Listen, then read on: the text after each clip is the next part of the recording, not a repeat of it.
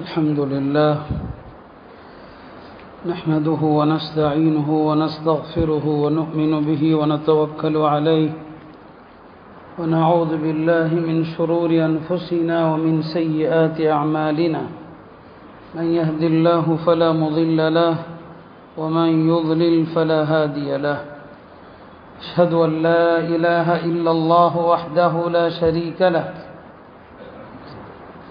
وأشهد أن سيدنا ونبينا ومولانا محمدًا عبده ورسوله أرسله ربه بالحق بشيرا ونذيرا وداعيا إلى الله بإذنه وسراجا منيرا صلى الله تعالى عليه وعلى آله وصحبه وبارك وسلم تسليما كثيرا أما بعد فأعوذ بالله من الشيطان الرجيم بسم الله الرحمن الرحيم وإنك لعلى خلق عظيم وقال النبي صلى الله عليه وسلم إن الله بعثني بتمام مكارم الأخلاق وكمال محاسن الأفعال أو كما قال صلى الله عليه وسلم அன்பிற்குரிய அல்லாஹ்வின் நல்லடியார்களே, அல்லாஹ் ஜல்ல சுப்ஹானஹு வ தஆலா ஒரு உன்னதமான நபியினுடைய உம்மத்தினராக நம்மை ஆக்கியிருக்கிறான்.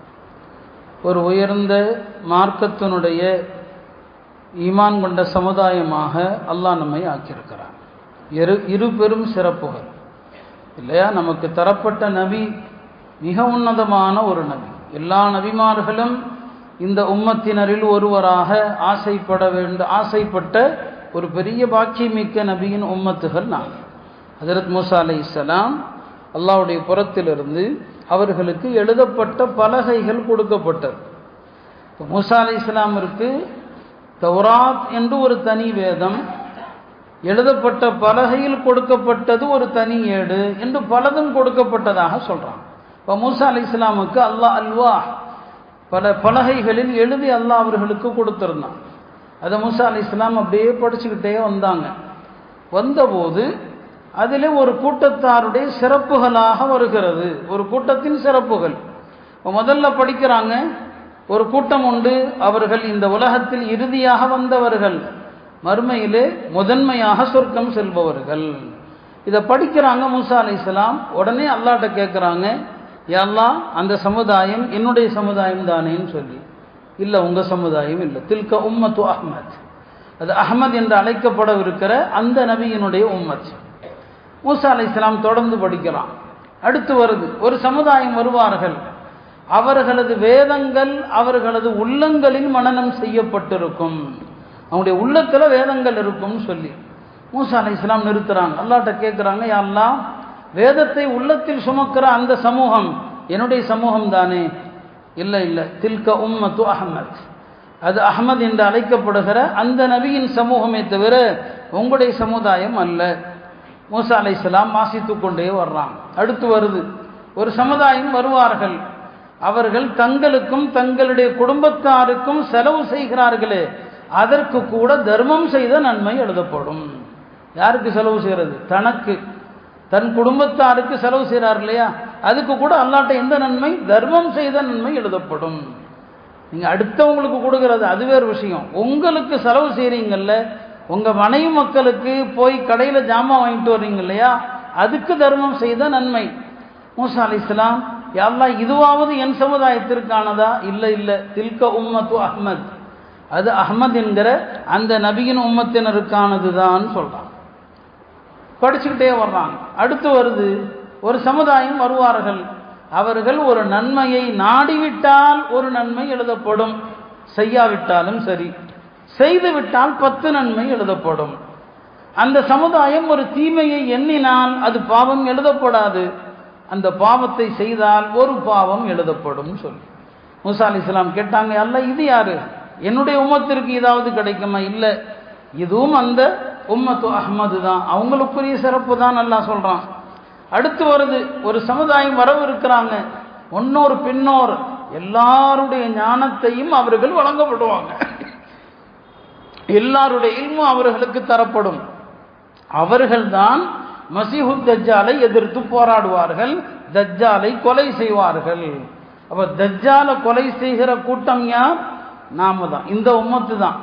மூசா அலைஹிஸ்ஸலாம் அல்லாஹ்ட்ட கேட்டாங்க, அல்லாஹ் தஜ்ஜாலை கொல்லுகிற அந்த சிறப்பு மிக்க சமுதாயமாக என் சமுதாயம் இருக்குமா? இல்லை, தில்க உம்மத்து அஹ்மத், அது கடைசியாக வரப்போகிற அவங்களுடைய உம்மத்து தான் சொல்லும்போது தான் இப்போ மூசா அலைஹிஸ்ஸலாம் சொல்லுவாங்க, அல்லாஹ் இதுவரைக்கும் நான் படித்த ஒரு சமுதாயம் எல்லா சிறப்புமே அந்த சமுதாயத்துக்கு தான். இந்த அஹ்மத் என்கிற நபியின் சமுதாயத்துக்கு கொடுப்பதாக இருந்தால் நீ என்னையும் அவருடைய உம்மத்தில் ஒருவராகவே ஆக்கிவிடுன்னு சொன்னான். அப்பதான் அல்லாஹ் மூசா அலைஹிஸ்ஸலாமுக்கு ஆறுதலாக அவர் கடைசியாக அப்படி சொல்லிவிட்டார், பேசாம என்னையும் அந்த உம்மத்திலே படைச்சிட்டு போயிரு அப்படின்னு சொன்னது. அல்லாஹ் என்ன பண்ணான், 2 சிறப்பை கொடுத்தான். இன்னி ஸ்தஃபைதுக அலன் நாஸி பிரிசாலாத்தி வ பிகலாமி, மூசாவே உன்னை நான் ரசூலாக ஆக்கியிருக்கிறேன், உம்மோடு நான் பேசியிருக்கிறேன். இந்த 2 சிறப்பு உமக்கு நான் கொடுத்துருக்கேனா இல்லையா? உனக்கு நான் ரிசாலத்தை கொடுத்துருக்கேன். நபித்துவம் வேறு, ரிசாலத் என்பது ரசூல் என்பது வேறு. உம்மை நான் ரசூலாக ஆக்கியிருக்கிறேன், உம்மோடு நான் பேசியிருக்கிறேன், எனவே அதற்கு நீங்கள் நன்றி செலுத்துங்கள் அப்படின்னு சொன்னான். ஆக இப்படி அல்லாஹ் தஆலா இந்த உம்மத்தை அவ்வளவு ஒப்பற்ற உம்மத்தாக ஆக்கணும். மூசா அலைஹிஸ்ஸலாம் ரொம்ப நாளாக என்ன நினைச்சாங்கன்னா, நம்ம சமுதாயம் தான் ரொம்ப சிறந்த சமுதாயம். ஏன் அவங்க நினைச்சாங்க? அல்லாஹ் குர்ஆன்ல சொல்றான், வதல்லல்னா அலைஹிமுல் கமாம், பனு இஸ்ரவேலர்களுக்கு அல்லாஹ் மேகத்தை குடையாக ஆக்கினான்னு வருது, மண்ணு செல்வா இறக்கி வைத்தான்னு வருது. மூசா அலைஹிஸ்ஸலாம் கேட்டாங்க, என் சமுதாயத்திற்கு மேகத்தை குடையாக்கினாய், மண்ணு செல்வாவை இறக்கி வைத்தா, இப்போ என்னுடைய உம்மத்து தானே சிறந்த உம்மத்து. அல்லாஹ் சொன்னா, இல்லை, என்னதான் உன் சமுதாயத்திற்கு இதையெல்லாம் நான் கொடுத்தாலும் முஹம்மது ஸல்லல்லாஹு அலைஹி வஸல்லம் உம்மத்துடைய சிறப்பு எப்படின்னா, எல்லா படைப்புகளும் சேர்ந்தாலும் எல்லோரையும் விட நான் தனித்தவன். உம்மத்துகளில் முஹம்மது ஸல்லல்லாஹு அலைஹி வஸல்லம் உம்மத்து தனித்த உம்மத்துன்ட்டான். அதுக்கப்புறம் தான் மூசா அலைஹிஸ்ஸலாம் இது குறித்து அல்லாஹ்ட்ட பேசுறதே நிறுத்திட்டான். ஏன்னா அவங்களுக்கு தன்னுடைய சமுதாயம் உயர்ந்த சமுதாயமாக இருக்குமோன்னு ஒரு எண்ணம் இருந்துச்சு. அல்லாஹ் தஆலா இந்த உலகத்திலும் சரி மறு உலகத்திலும் சரி இந்த உம்மத்துக்கு அல்லாஹ் வைத்திருக்கிற இந்த சிறப்பு அல்லாஹ் யாருக்குமே கொடுக்கல. உலகத்தில் நீங்கள் பார்த்தீங்கன்னா சட்டத்திட்டங்கள், இந்த உம்மத்து தண்ணீர் இல்லை, பயன்படுத்த முடியல, தைமம் செய்யலாம், அழகான முறையில் தைமம் செய்யலாம். நிறைய பேர் உதவு செய்ய முடியலன்னா தொழுகிறதே இல்லை, தொழுகிறதே கிடையாது. நிறைய படுக்கையில் இருக்கிற அந்த பேஷண்ட் நிறைய இருக்கிறாங்க. இப்போ அவங்களுக்கு உதவு செய்யணும்னா தூக்கி வைக்கணும், யாராவது கொண்டு வந்து பாத்திரத்தில் உதவு செய்ய வைக்கணும், சிரமம். அவங்க அழகா தைமம் செய்யலாம். அவங்க பெட்டில் பக்கத்தில் இருக்கிற அந்த சுவர் அதில் கொஞ்சோண்டு சுண்ணாம்பு இருந்தால் போதும் இல்லைங்களா, சிமெண்ட் தரையில் செய்யலாம். அல்லாஹ் இந்த உம்மத்திற்கு முழு பூமியையும் தஹூரன் சுத்தமாக்கக்கூடியதாக அதை கொண்டு நீங்கள் உதவ கொண்டு எந்த வணக்கத்தை செய்யலாமோ தைமமை கொண்டு எல்லா வணக்கத்தையும் செய்யலாம் என்று அல்லாஹ் இந்த உம்மத்துக்கு ஆக்கியிருக்கிறார். வேற எந்த சமுதாயத்துக்கு இந்த சிறப்பு இல்லை. எல்லா சமுதாயங்களும் உதவு செஞ்சாங்க இதற்கு முன்னாலும். ஆனால் இந்த உம்மத்திற்கு மட்டும்தான் மறுமையில் இந்த உம்மத்து உதவு செய்ததனுடைய பிரகாசம் மறுமையில் ஜொலிக்கும். முகம், கை, கால்கள். அப்போ நம்முடைய உதவுடைய உறுப்புகள் இருக்கு இல்லையா, அது மறுமையில் பிரகாசமாக இருக்கும். வேற எந்த சமுதாயத்திற்கும் அல்லாஹ் தரல. இந்த உம்மத்துக்கு தான் தொழுகைக்கு அழைப்பதற்காக அதான் இகாமத் என்கிற 2 அழகான வழிமுறைகள். நாம் பாங்கு சொல்லி தொழுகைக்கு கூப்பிடுறோம். உலகத்தில் ஒரு வழிபாட்டுக்கு அழைப்பதற்கு இப்படி ஒரு முறை எங்காவது இருக்குதா? இல்லை. கிறிஸ்தவர்கள் மணி அடிக்கிறாங்க, ஹதீஸ்லேயும் வருது. நபி ஸல்லல்லாஹு அலைஹி வஸல்லம் அவங்களும் ஆலோசித்தாங்க, தொழுகைக்கு மக்களை கூப்பிட்றதுக்கு என்ன செய்யறதுன்னு சொல்லி ஆலோசிக்கிறாங்க இந்த பாங்கு இகாமத்து வர்றதுக்கு முன்னால. அப்போ தோழர்கள் சிலர் சொல்லுவாங்க, மணி அடிக்கலாம் வேண்டாம், அது கிறிஸ்தவர்கள் மாதிரி, கொம்புதலாம் அது யூதர்கள் மாதிரி ஆகி போயிடும், நெருப்பு மூட்டலாம் அது மஜூசிகள் மாதிரி ஆகி போயிடும். இப்படி எல்லாத்தையும் தவிர்த்தாங்க. அல்லாஹ் இந்த அதானுங்கிற ஒரு அற்புதமான வழிமுறையை கொடுத்தான். உலகத்தில் ஈடு இணையற்ற ஒரு வணக்கம் இருக்குதுன்னா இந்த பாங்கு தான் இல்லையா. உலகம் முழுக்க 24 மணி நேரமும் ஒலித்து கொண்டு தான் இருக்குது. அதான் இகாமத் என்கிற இந்த 2 அற்புதங்கள் அல்லாஹ் யாருக்குமே தரல. அதே போல தான் தொழுகையில் இமாம் வலவாலின்னு சொன்னால் ஆமீன் சொல்லுகிறோமே, இது யூதர்களுக்கோ மற்றவங்களுக்கோ கிடையாது, நமக்கு தான் அல்லாஹ் தந்தான். நபி ஸல்லல்லாஹு அலைஹி வஸல்லம் அன்னை ஆயிஷாட்ட சொன்னாங்க, ஆயிஷாவே யூதர்கள் நம் மீது பல விஷயங்களில் பொறாமைப்படுறாங்க, அதில் ஒன்று தான் நாம் தொழுகையில் ஆமீன் சொல்லுகிறோமே அதை கண்டு அவர்கள் பொறாமைப்படுகிறார்கள். அப்போ நம்ம ஆமீன் சொல்கிறதே இல்லை, பல நேரம் எல்லாம் தூங்கிட்டு தான் நிற்கிறோம். இமாம் வலல்லாலின்னு சொல்லக்கூடிய நேரத்தில் மலக்குகள் ஆமீன் சொல்கிறாங்க. கரெக்டாக அந்த நேரத்தில் மலக்குகள் ஆமீன் சொல்கிற நேரத்தில் நீங்கள் ஆமீன், உங்கள் ஆமீனும் மலக்குகளுடைய ஆமீனும் ஜாயிண்ட் ஆயிடுச்சுன்னு வைங்க, உங்களுடைய எல்லா பாவம் மன்னிக்கப்பட்டுடுச்சு, எல்லா பாவம் மன்னிக்கப்பட்டுடுச்சு. ஆனால் அம்மில் எத்தனை பேர் ஏன்னா அந்த நேரம் கவனமாக இருக்கணுமா இல்லையா? இமாம் ஓதுகிற அந்த நேரத்தில் வலல்லாலீன் என்று வருகிற நேரத்தில் கவனம் இருக்கிறவர் தான் ஆமீன் சொல்லுவான். அப்போ மலக்குகள் ஆமீன் சொல்கிறாங்க. அந்த ஆமீன் தவறினால் பெரிய கை சேதம். அப்போ யூதர்கள் பொறாமைப்படுகிறார்கள் என்றால் அல்லாஹ் எவ்வளோ பெரிய சிறப்பு நமக்கு தந்திருக்கிறான். இந்த ஜும்ஆ இருக்குது, இந்த ஜும்ஆவுடைய நாளும் இந்த தொழுகையும் நமக்கு மட்டுமே பிரத்யேகமாக தரப்பட்டது. நான் ஜும்ஆவுடைய சிறப்புகளை பல முறை பல தடவை இதில் நான் பேசியிருக்கிறேன். இதில் அவங்களுக்கு பொறாமை. அதே போல தான் தொழுகையில் நாம் அணிவகுப்பாக சஃப்பாக நிற்கிறோமே, இது அல்லாஹ்வுக்கு முன்னால் வானவர்கள் நிற்கிற மாதிரி நாம் நிற்கிறோம். ஜுஇல சுஃபூஃபுனா கசுஃபூஃபில் மலாயிகா, நம்முடைய சஃப்புகள் மலக்குகளுடைய சஃப்புக்கு நிகராக ஆக்கப்பட்டிருக்குதுன்னு சொன்னாங்க. உலகத்தில் எந்த கௌமும் இப்படி வணங்குறது இல்லை, இப்படி சஃப். ஆனால் இந்த சஃப்பை நாம் எவ்வளோ சீரழிக்கிறோம், எவ்வளோ இடைவெளி விட்டு நிற்கிறோம். நபி ஸல்லல்லாஹு அலைஹி வஸல்லம் சொன்னாங்க, சஃப்பில் இடைவெளி இருந்தால் அந்த இடைவெளிகள் வழியாக கருப்பு ஆடுகளை போன்று ஷைத்தான்கள் நுழைவதை நான் பார்க்கிறேன். இடைவெளி விட்டால் உள்ள ஷைத்தான் நுழைகிறான்னு சொன்னாங்க.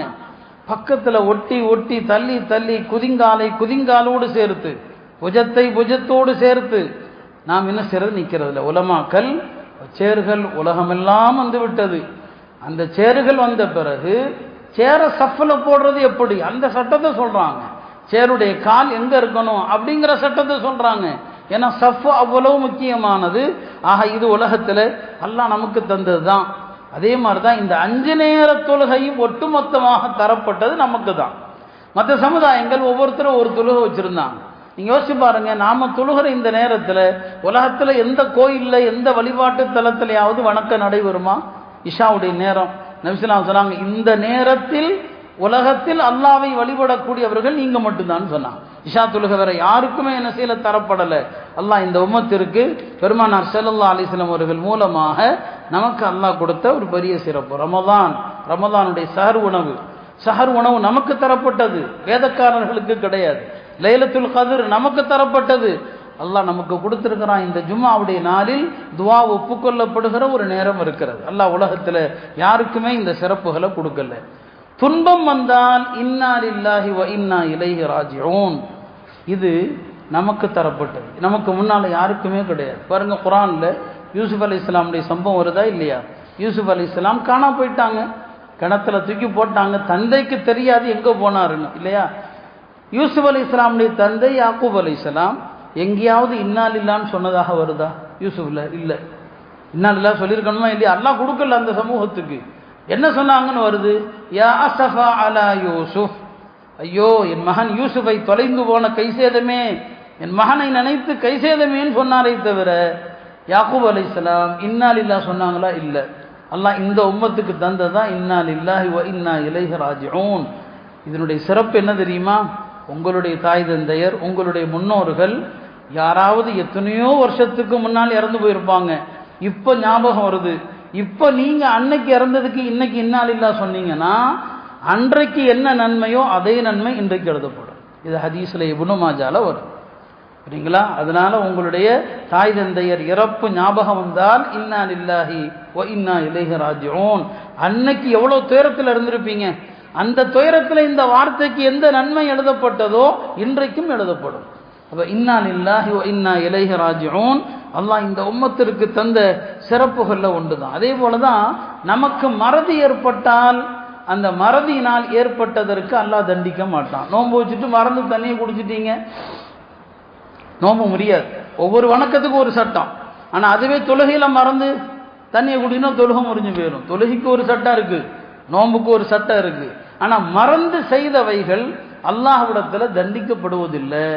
நமக்கு முன் சென்றவர்களுடைய நிலைமை அப்படி இல்லை. மறந்து செஞ்சாலும் ஞாபகத்தோடு செஞ்சாலும் ஒரே சட்டம், சரிங்களா? அவங்களுடைய சட்டம் அப்படி. நீங்கள் எப்படி செஞ்சாலும் சரி, நாம் தெரியாமல் செஞ்சிட்டோம், தெரியாமல் செஞ்சால் அதற்கு அல்லாஹ்ட்ட தண்டனை கிடையாது. இப்படி அல்லாஹ்தஆலா இந்த உம்மத்திற்கு எவ்வளோ பெரிய லேசான சட்டங்களை தந்திருக்கிறான். யூதர்களுடைய மார்க்கம் இருக்கு இல்லையா, கடினத்திலும் கடினமான மார்க்கம், ரொம்ப கடினமான மார்க்கம். அது பலிக்கு பலி தான் வாங்கணும், அடித்தா திருப்பி தான் அடிக்கணும், மன்னிக்க முடியாது. ஈசா அலைஹிஸ்ஸலாமுடைய கிறிஸ்தவ மார்க்கம் இருக்கு இல்லையா, அது ஆக நளினம். மேல் துண்டை உருவுனா கீழ் துண்டை உருவி கொடுத்துருன்னு சொல்லுது இஞ்சி. மேல் துண்டை ஒருத்தன் உருவிட்டாங்க, நீங்கள் என்ன செய்யணுமா? கீழ் துண்டை இங்கே அப்போ நீ என்ன செய்யணும்? நிர்வாணமாக போ, அதையும் தூக்கி கொடுத்துரு, இந்தா பிடிப்பான்னு சொல்லி உடனே ஒருத்தன் 1 மைல் துரத்தி அடித்தா 2 மைல் அவன் பின்னால் போன்னு சொல்லுது. இப்போ இருக்கக்கூடிய உண்மையிலுமே இஞ்சியில் அப்படி இருந்ததா தெரியாது. இப்போ இருக்கக்கூடிய பைபிள் என்ன சொல்லுது? 1 மைல் ஒருத்தன் உன்னை துரத்தி அடித்தா அவன் பின்னால் 2 மைல் கெஞ்சிக்கிட்டே போன்னு சொல்லுது. இதெல்லாம் நடைமுறைக்கு இந்த தத்துவங்கள் உதவுமா? அதனால தான் கிறித்தவம் உலகத்தில் புறக்கணிக்கப்பட்ட மார்க்கம், புறம் தள்ளப்பட்ட மார்க்கம். அந்த மார்க்கத்தை பின்பற்றக்கூடியவர்கள் இல்லை இன்னைக்கு. ஏன்னா அது நடைமுறைக்கு உதவாத ஒரு மதம் என்பதனால் இன்றைக்கு சர்ச்சுகள் எல்லாமே மஸ்ஜிதுகளாக மாறக்கூடிய காலம் இது.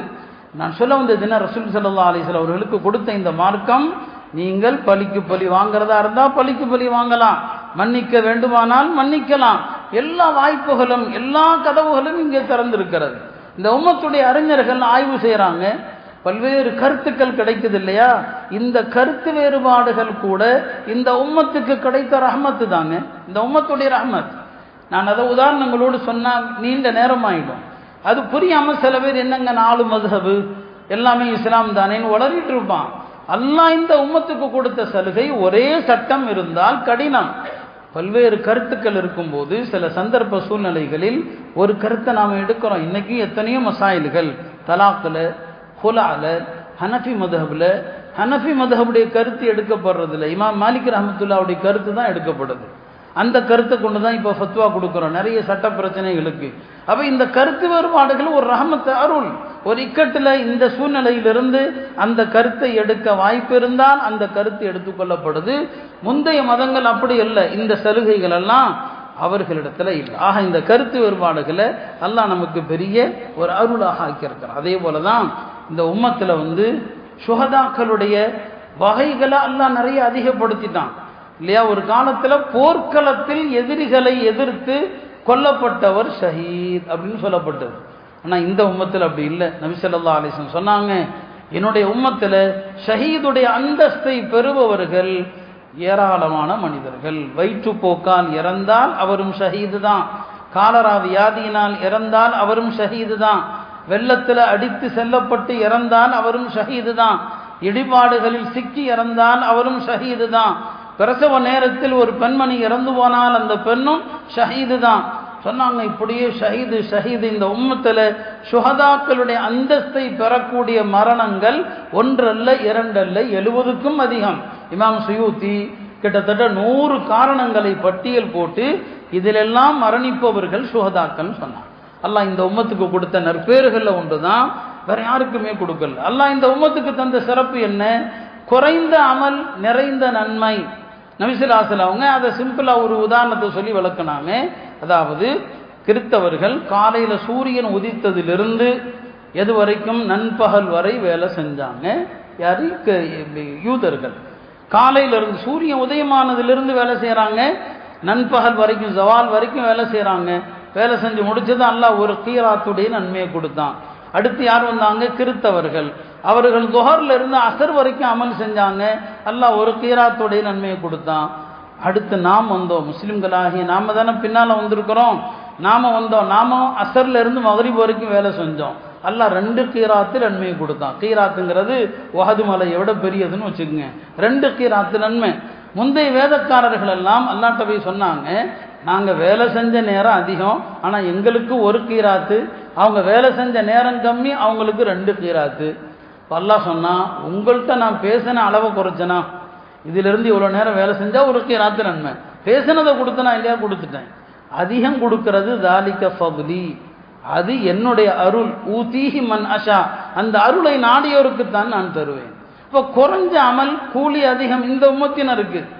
அல்லாஹ் இப்படி இந்த உம்மத்தினரை எல்லா இடங்களிலும் சிறப்பித்திருக்கிறான். இந்த உம்மத்து கபருக்கு செல்லும் போது பாவத்தோடு செல்வார்கள், கபரில் இருந்து எழுந்திருக்கும் போது பாவம் இல்லாமல் எழுந்திருப்பார்கள்.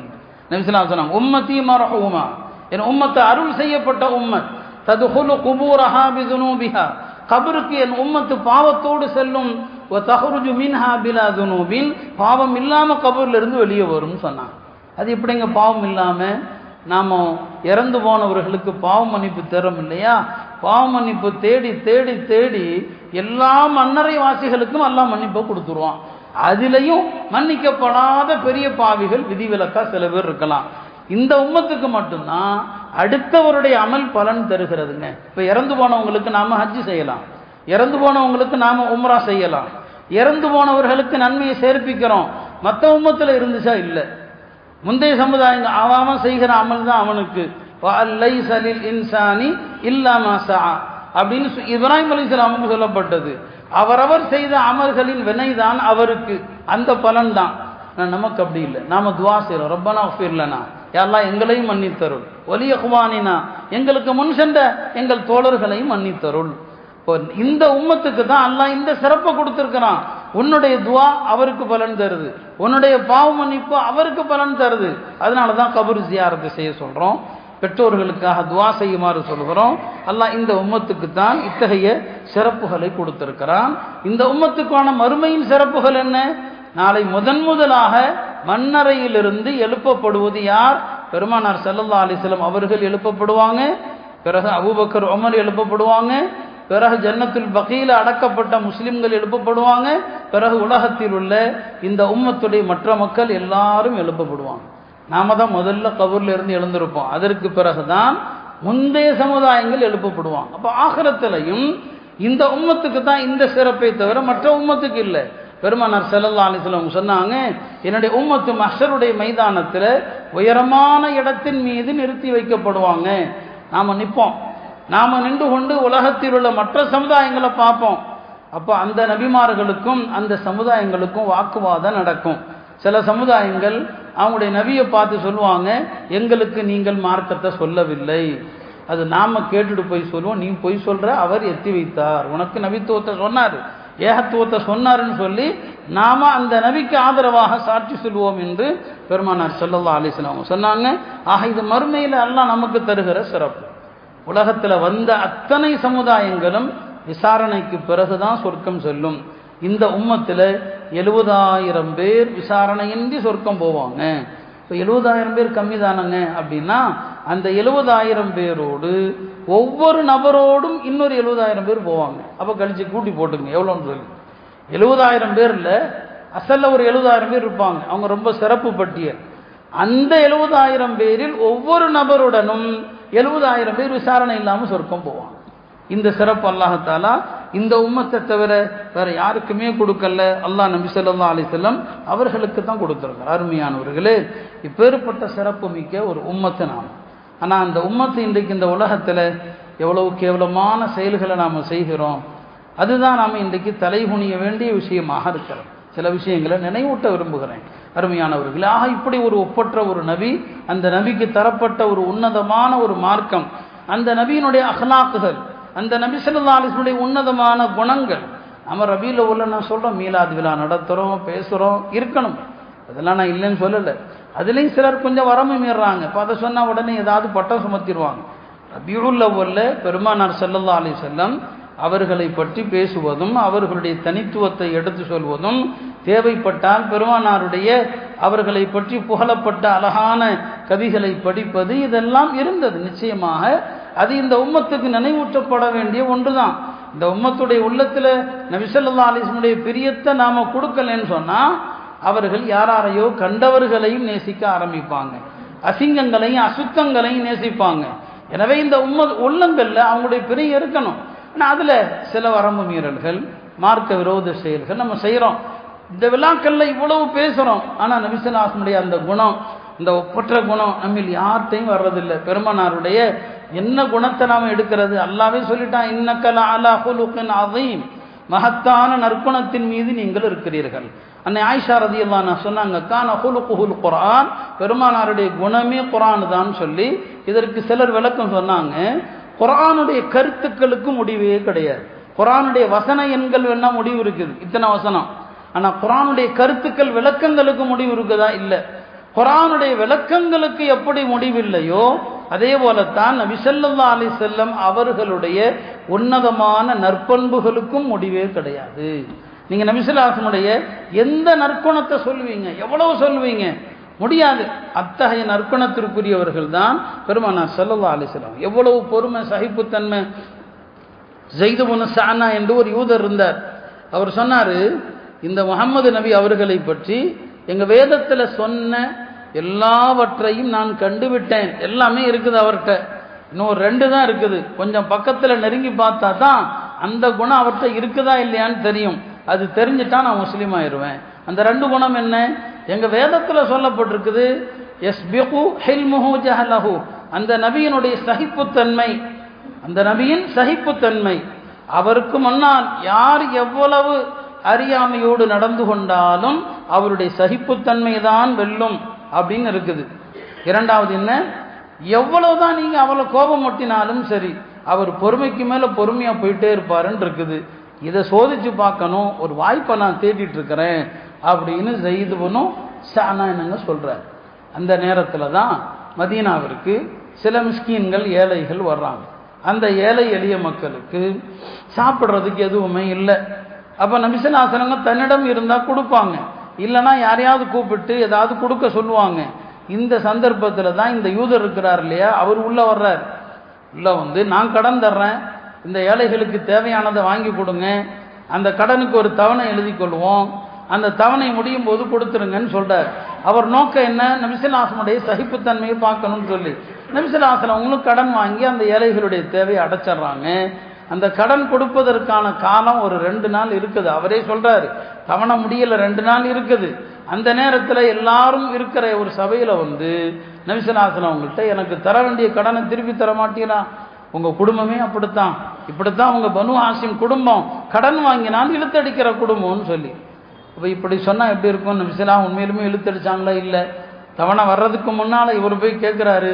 கூட்டத்தாருக்கு முன்னால் இப்படி நடக்கும்போது இல்லையா, தோழர்கள் ஹஜ்ரத் உமர் உட்பட எல்லோருமே அவரை கடிந்து கொள்ள ஆரம்பிக்கிற நேரத்தில் நபி ஸல்லல்லாஹு அலைஹி வஸல்லம் சொன்னாங்க, இல்லைப்பா, அவரை கடிந்து கொள்ளாதீர்கள், எனக்கு சொல்லுங்க, சீக்கிரமாக கடனை அடைக்குமாறு எல்லோரும் எனக்கு அறிவுரை செய்யுங்கள், அவற்றை போய் சொல்லாதீங்க அப்படின்னு சொன்னான். அப்போ அது ஒரு நீண்ட சம்பவம், நானே பலமுறை சொல்லியிருக்கிறேன். அந்த யூதர் சொல்வார், நான் இதை பார்ப்பதற்குத்தான் இப்படி நான் செய்தேன், எனக்கு தெரியும் கடனுக்குன்னு ஒரு 2 நாள் இருக்குது, அவங்களுடைய சகிப்புத்தன்மையை நான் பார்த்துட்டேன். ரதீது பில்லாஹி ரப்பா ஒபி முஹம்மதின் ரசூலா என்று அவர் இஸ்லாத்துக்கு வந்தார். அருமையானவர்களே, இப்படி நபி ஸல்லல்லாஹு அலைஹி வஸல்லம் உடைய சகிப்புத்தன்மை. ரசூல் ஸல்லல்லாஹு அலைஹி வஸல்லம் அவர்கள் ரொம்ப ரொம்ப பணிவு, எல்லா இடங்களிலும் பணிவு தான். எல்லா மனைவிமார்ட்டையும் பணிவு, வேலைக்காரர்கள்ட்டையும் பணிவு, சக மக்களிடத்திலையும் பணிவு. அவங்க எந்த இடத்துலையுமே என்ன செய்ய மாட்டாங்க, ஒரு ஆணவத்தோடு இருமாப்போடு நடக்க மாட்டாங்க. எல்லா இடங்களிலும் ஒரு அடக்கத்தை தான் காட்டும். அன்னை ஆயிஷா அவங்கள்ட்ட கேட்கப்பட்டது, ரசூல் ஸல்லல்லாஹு அலைஹி வஸல்லம் அவங்க வீட்டுக்குள் வந்தால் எப்படி இருப்பாங்கன்னு சொல்லி. இந்த வார்த்தை பாருங்க, அவங்க சொல்லக்கூடிய வார்த்தை எவ்வளோ அழகான ஒரு வார்த்தை. இது எல்லாருமே கடைபிடிக்கணும். வீட்டுக்குள் வந்தால் எப்படி இருப்பாங்கன்னு கேட்கப்பட்டது. சொன்னாங்க, பஸ்ஸாமன் லஹாக்கன், வீட்டுக்குள் வந்தால் முகமலர்ச்சியோடு வருவாங்க, வீட்டுக்குள் வந்தால் சிரித்த வண்ணமாக இருப்பார்கள். ஆண்கள் வீட்டுக்குள்ள முகமலர்ச்சியோடும் இருக்கணும், சிரித்தவர்களாகவும் இருக்கணும். அல்லாஹ்வுடைய தூதருடைய பழக்கம் அதுதான். வீட்டுக்குள் முகமலர்ச்சி, வெளியில் 1000 பிரச்சனை இருக்கலாம், நம்முடைய தொழில்களில், வியாபாரங்களில், சமூகத்தில் பல பல பிரச்சனை இருக்கலாம். மனைவி மக்களிடம் வந்து விட்டால் உங்களுடைய முகம் இந்த இறுக்கமான அழுத்தமான முகத்தை விட்டுட்டு வீட்டுக்குள் வந்தால் சிரித்த முகத்தோடு இருங்க. வீட்டுக்குள் மனைவி மக்களோடு விளையாட்டாக பேசுங்க. நபி ஸல்லல்லாஹு அலைஹி வஸல்லம் மனைவியரோடும் தமாஷாக விளையாட்டாக பேசுவாங்க. எல்லார்ட்டையும் தமாஷ் பண்ணுவாங்க, அவங்க எல்லா மக்கள்கிட்டையும் விளையாட்டாக பேசுவாங்க. மனைவி மக்கள் வீட்டில் குடும்பத்தார் இடத்துல, மனைவி இடத்துல பேசுவாங்க. அப்போ அன்னை ஆயிஷா சொன்னாங்க, பெருமானார் ஸல்லல்லாஹு அலைஹி வஸல்லம் அவர்கள் பஸ்ஸாமன் லஹாக்கன் என்று நபி ஸல்லல்லாஹு சொல்லுவாங்க. ரசூல் ஸல்லல்லாஹு அலைஹி வஸல்லம் அவங்கள்ட்ட மதீனாவில் ஒரு பழக்கம் இருந்துச்சு. ஏன்னா பெருமானார் சம்பந்தப்பட்ட எல்லாத்தையுமே சஹாபாக்கள் பரக்கத்தாக பார்ப்பாங்க. காலையில் தினமும் மதீனாவில் இருக்கிற எல்லா வீட்டிலிருந்தும் அந்த வீட்டினுடைய வேலைக்காரர்கள் ஒரு பாத்திரத்தில் தண்ணீர் கொண்டு வந்து நபி ஸல்லல்லாஹு அலைஹி வஸல்லம் முன்னால் வச்சுருவாங்க. எதற்கு தெரியுமா? ஓதி ஊதுறதுக்கு இல்லை. நபி ஸல்லல்லாஹு அலைஹி வஸல்லம் அதில் அப்படி கையை விட்டு கொடுப்பான், கையை அப்படி அந்த பாத்திரத்தில் விட்டு கொடுப்பான், அவ்வளோதான், எடுத்துகிட்டு போயிடுவாங்க எல்லாருமே. ஏன்னா ரசூல் ஸல்லல்லாஹு அலைஹி வஸல்லம் அவர்களுடைய அந்த கரம் பட்டாலே போதும் இல்லையா, டெய்லி வருவாங்க எல்லாருமே. அன்னை ஆயிஷா சொல்கிறாங்க, சில நேரங்களில் காலை நேரத்தில் கடுமையான குளிராக இருக்கும். நபி ஸல்லல்லாஹு அலைஹி வஸல்லம் சங்கடப்படவே மாட்டாங்க. அந்த குளிரிலும் அந்த குளிர்ந்த தண்ணீருக்குள் கைவிட்டு மக்களுடைய அந்த சந்தோஷம் எடுத்துகிட்டு போங்க என்று எல்லா மக்கள்கிட்டையும் கொடுப்பான். ஏன்னா அது ஒரு பரக்கத்தான தென். நபி ஸல்லல்லாஹு அலைஹி வஸல்லம் அவங்க அதனால தான் சில குழந்தைகள் மேலே எச்சி உமிழ்ந்தாங்க, எச்சி துப்புனாங்க. ஏன் அப்படின்னு சொன்னால் அவர்கள் அவ்வாறு உமிழ்வதன் மூலம் அந்த குழந்தைகளுக்கு அது பரக்கத் என்பதனால் அப்படி உமிழ்ந்தாங்க. உம்மு சலமாவுடைய மகளார் ஜைனப், ஏற்கனவே சொல்லியிருக்கேன் போன வாரமே, அவங்களுடைய மனைவிமார்கள் அதில் உம்மு சலமாவை பற்றி சொன்னேன். உம்மு சலமாவுடைய ஒரு பெண் குழந்தை ஜைனப். நபி ஸல்லல்லாஹு அலைஹி வஸல்லம் ஒரு நாள் குளித்து கொண்டிருக்கும் போது உம்மு சலமாவுடைய இந்த குழந்தை ஜைனப் அந்த வழியாக போனும்போது நபி ஸல்லல்லாஹு அலைஹி வஸல்லம் அவங்க தன்னுடைய வாயில் உள்ள தண்ணியை தூக்கி அந்த குழந்தையின் முகத்தில் என்ன செஞ்சாங்க, கொப்பளிச்சாங்க. சொல்கிறாங்க அந்த ஜைனப் அவங்க ரொம்ப காலம் வாழ்ந்தாங்க. வயதான காலத்திலும் அந்த அம்மாவுடைய மேனியெல்லாம் கிளவி மேனியாக இருக்கும், ஆனால் முகம் மட்டும் வாலிபமாகவே இருக்கும்.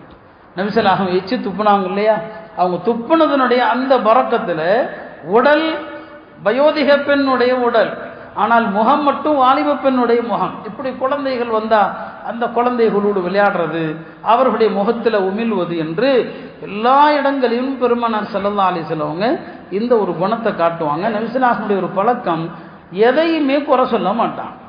இது இன்னைக்கு நம்மள்கிட்ட வர்றது எவ்வளோ, எதையுமே சாப்பாட்டை குறை சொல்ல மாட்டான், எந்த உணவையும் குறை சொன்னதில்லை. இந்த உலகத்தில் எதையுமே திட்டக்கூடாதுன்னு சொன்ன ஒரே நபி நம்மளுடைய நபி தான். உலகத்தை திட்டக்கூடாது. இன்னைக்கு நாம சில நேரங்களில் நாசமாக போகிற உலகங்கிறோம். நபி ஸல்லல்லாஹு அலைஹி வஸல்லம் சொன்னாங்க, எப்பா இந்த உலகம்தான் ஒரு மோமின் மறுமைக்கு செல்வதற்கான வாகனம். இந்த வாகனத்தில் உட்கார்ந்து நல்லதை செஞ்சுட்டு தான் மறுமைக்கு போக முடியும். இந்த துன்யாவை திட்டக்கூடாதுன்னாங்க. இந்த துன்யாவில் நடக்கிற எதையுமே திட்டக்கூடாது. காற்று வீசினால் காற்றை திட்டக்கூடாதுன்னாங்க. காய்ச்சல் வந்தால் காய்ச்சலை திட்டக்கூடாதுன்னு சொன்னாங்க. உலகத்தில் நோய்களை திட்டுகிற கூட்டம் இருக்குது இல்லையா, காலமே கெட்ட காலமேன்னு சொல்லி காலத்தை திட்டுகிற கூட்டம் இருக்கு. பெருமானார் சொன்னாங்க, யா ஹைபத் அத்தஹர், ஐயோ கெட்ட காலமேன்னு சொல்லாதீங்கன்னு சொன்னாங்க. காலத்தை திட்டாதீங்க, உலகத்தில் நடக்கிற எதையுமே திட்ட வேண்டாம் என்று பெருமானார் ஸல்லல்லாஹு அலைஹி வஸல்லம் அவர்கள் எமக்கு கற்றுத்தந்தாங்க. அருமையானவர்களே, ரசூல் ஸல்லல்லாஹு அலைஹி வஸல்லம் அவர்கள் குணத்திலும் சிறந்தவர்கள், வீரத்திலும் சிறந்தவர்கள். பெருமானார் ரொம்ப வீரம் மிக்கவங்க. மதீனால ஏதாவது ஆபத்துனா எல்லாருக்கும் முன்னால நபி ஸல்லல்லாஹு அலைஹி வஸல்லம் அவங்க தான் போய் நிற்பாங்க. ஒரு நாள் இரவு நேரத்தில் மதீனால ஏதோ பயங்கர சத்தம், அது என்ன சத்தம் இது வரைக்கும் அறிவிப்புகள்ல இல்லை, பயங்கர சத்தம். மக்கள் பயந்துட்டாங்க. எல்லாரும் சத்தம் வந்த இடத்தை நோக்கி ஓடி போறாங்க. எல்லாருக்கும் முன்னாலே அல்லாஹ்வுடைய தூதர் நிற்கிறான். நைட் நேரம் எல்லாருக்கும் நிற்கிறான். சொன்னாங்க, லன் துராஉ, பயப்பட வேண்டாம், பயப்படுவதற்கு ஒன்றும் இல்லை, யாரும் பயப்பட வேண்டாம். அப்போ வெளியில் வரும்போது குதிரை ஒன்று நிற்குது, அது அபூ தல்ஹாவுடைய குதிரை. நபி ஸல்லல்லாஹு அந்த குதிரையில் எடுத்து வர்றாங்க. அந்த குதிரையை பாராட்டினாங்க, இந்த குதிரை கடல் மாதிரி சீறி பாய்ந்ததுன்னு சொன்னாங்க. பயப்பட தேவையில்லை. அப்போ நள்ளிரவில் ஒரு ஆபத்து வந்தால் கூட முதல்ல போய் நிற்கிற வீரம் ரசூல் ஸல்லல்லாஹு அலைஹி வஸல்லம் அவங்களுக்கு இருந்தது.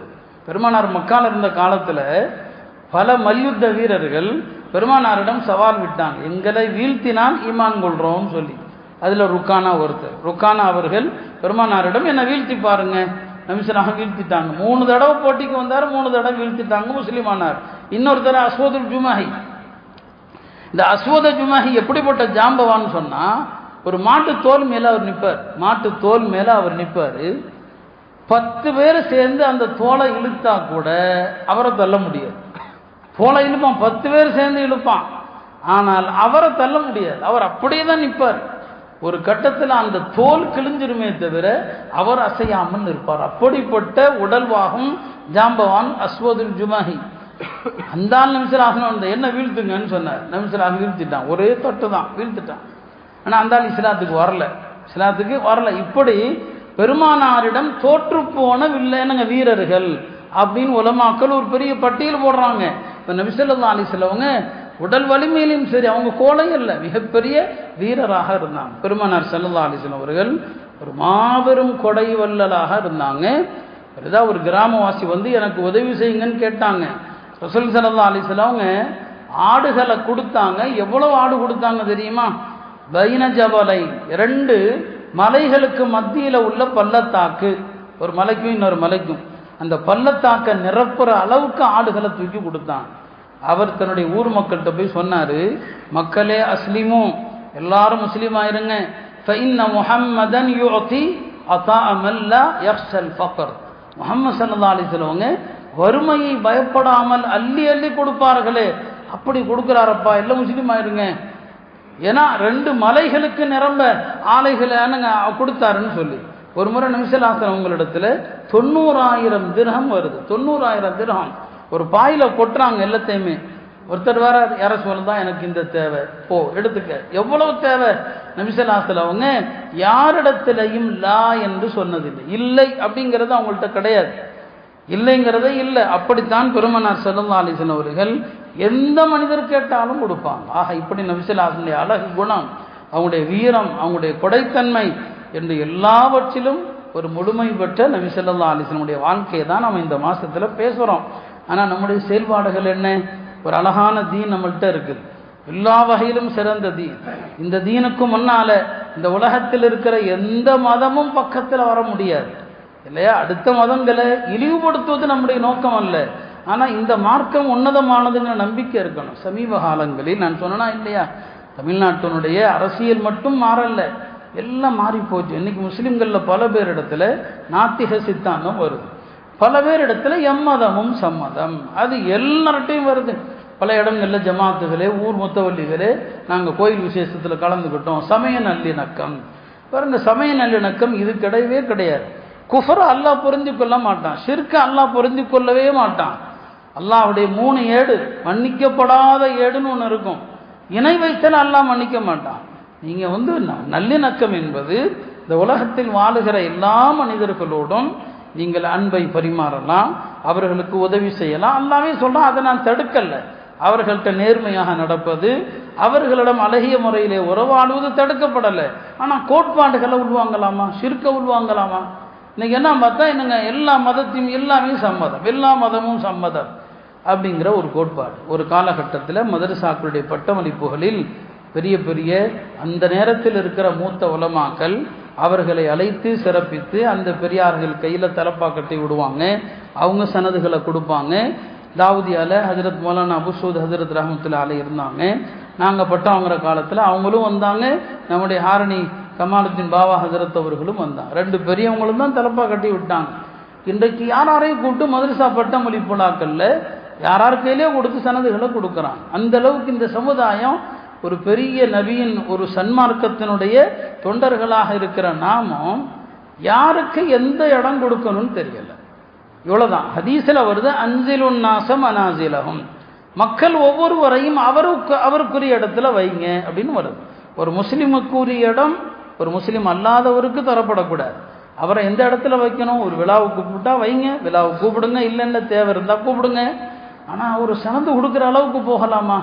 இன்னைக்கு உம்மத்து அப்படி தான் போயிட்டு இருக்கு, இந்த சமூகம் அப்படி தான் போயிட்டு இருக்கு. எல்லா இடங்களிலுமே இன்றைக்கு விளம்பர மோகம், வேறு பல விஷயங்கள், அதற்கெல்லாம் உள்ளே நாம் செல்வதற்கு தயாரில்லை. அருமையானவர்களே, இந்த ஒரு ஆபத்து, எல்லா மதமும் சம்மதம் என்கிற ஒரு கோட்பாடு இன்றைய தலைமுறையினரிடம் பரவிக்கொண்டு வருகிறது. இது உங்களுடைய ஈமானை காப்பாற்றாது, இது ஈமான் பறிபோயிடும். இந்த நம்பிக்கை வந்தால் முர்த்ததா போயிடுவீங்க, இஸ்லாத்தை விட்டு வெளியே போயிடுவீங்க. பேரளவுல முஸ்லீமே தவிர நீங்கள் காஃபிராகத்தான் அல்லாட்ட கருதப்படுவீங்க. எனவே இது மட்டும்தான் சத்தியம். ஹனீஃபன் முஸ்லீமா, நான் இந்த மார்க்கத்துக்குள் வந்திருக்கிறேன், எல்லா மதங்களையும் விட்டு விட்டுன்னு அர்த்தம். ஹனீஃபனுக்கு அதான் அர்த்தம், எல்லாத்தையும் விட்டுட்டு வந்திருக்கிறேன், அதெல்லாம் அசத்தியம். இந்த ஒன்று தான் சத்தியம். இந்த நம்பிக்கையில் நீங்கள் எந்த காம்ப்ரமைஸும் செய்யவே முடியாது.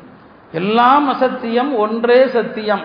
இந்த நம்பிக்கையில் நீங்கள் விட்டு கொடுக்க முடியாது. வேற எல்லா விஷயத்திலையும் விட்டு கொடுக்கலாம், ஆனால் இந்த கொள்கையில் விட்டு கொடுக்கவே முடியாது. ஆனால் இன்றைய கால சூழ்நிலைகளை பார்க்குறோம். ஒரு வகையான முஸ்லீம் சமூகத்தில் வெவ்வேறு வகையான பாத்தில்கள், அசத்தியங்கள் பரவி கொண்டிருக்குது. ஒரு பக்கம் மீலாது விழாவும் கொண்டாடுறது, இன்னொரு பக்கம் கோயில் உற்சவத்திலையும் பங்கெடுக்கிறது.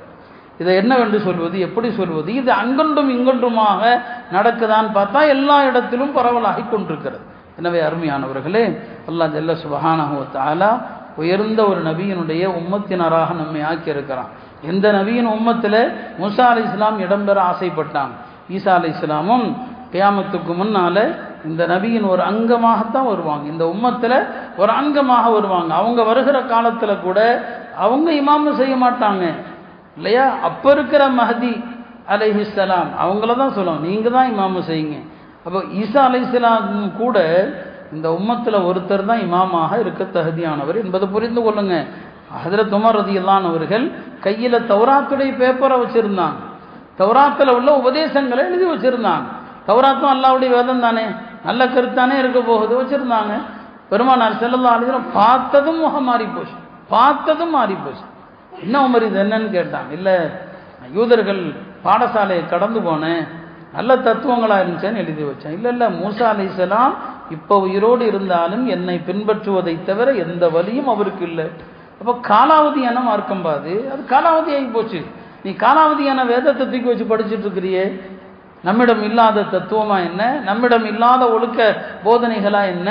ஏன்னா இன்னைக்கு முஸ்லீம்களே வேறு வேறு சித்தாந்தங்க. நான் அந்த நூல்களை நீங்கள் குறை சொல்லுங்க அப்படின்னு நான் சொல்லலை, அது நமக்கு வேண்டாத வேலை. இந்த மதத்தை விமர்சிக்காதீங்கன்னு சொல்கிறேன். நீங்கள் அதை தூக்கிட்டு வர்றாங்க பாருங்க, அதை பாராட்டுறாங்க, அதை பற்றி என்ன செய்கிறாங்க, பேசுகிறாங்க. இது தவறு. குஃபரை பொருந்திக் கொள்வதும் குஃபர், இறை மறுப்பை பொருந்திக் கொள்வதும் இறை மறுப்பு என்பதை புரிந்து கொள்ள வேண்டும் அருமையானவர்களே. ஆக ரசூல் ஸல்லல்லாஹு அலைஹி வஸல்லம் வாழ்க்கை அதுதான் நமக்கு எல்லா வகையிலும் முன்மாதிரி. நாம் தொடர்ந்து இன்னும் நிறைய விஷயங்களை அவங்கள பற்றி தான் நான் சொல்ல இருக்கிறேன். அவங்க துவா செஞ்சால் எப்படி செய்வாங்க, எப்படி திக்ர் செய்வாங்க, வரக்கூடிய வாரங்களில் அதை சொல்லுவோம். எல்லாம் வல்ல அல்லாஹ் வாழ்க்கையின் எல்லா நிலைகளிலும் உயிரினும் மேலான ரசூலுல்லாஹ் ஸல்லல்லாஹு அலைஹி வஸல்லம் அவர்களை மட்டுமே நம்முடைய முன்னோடியாக கொண்டு வாழ்வதற்கு எல்லாம் வல்ல அல்லாஹ் தௌஃபீக் செய்வானாக. வாஹிரு தஅவானா அல்ஹம்துலில்லாஹி.